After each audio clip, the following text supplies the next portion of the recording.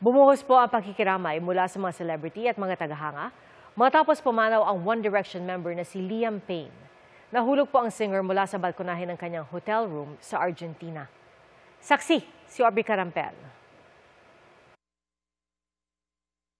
One Direction really got that one thing, kaya napaibig ng lubos ang fans all over the world.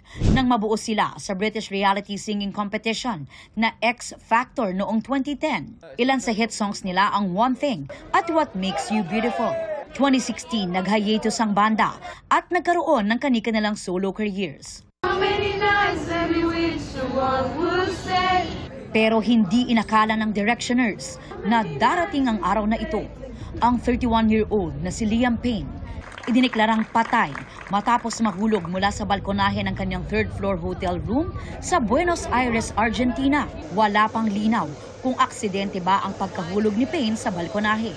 Bago ito, nireport ng hotel na may lalaking agresibo na maaaring nasa influence nila ng droga o alak na hindi tinukoy ang pagkakakilanlan.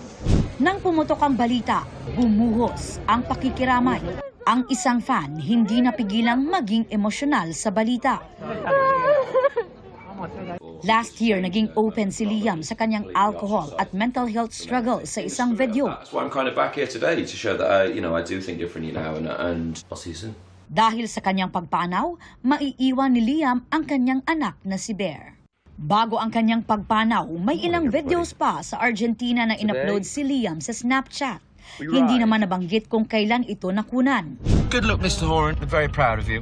Nasa Argentina si Liam para mapanood ang solo concert ng kapwa One Direction member na si Niall Horan. Nakiramay naman ang music industry sa pagpanaw ng singer, kagaya na lang ng Backstreet Boys. Gayon din si Paris Hilton, Zedd at Charlie Puth. Nagpaabot din ng pakikiramay ang ina ni Harry Styles at ang X Factor. Para sa GMA Integrated News, Aubrey Carampel ang inyong saksi.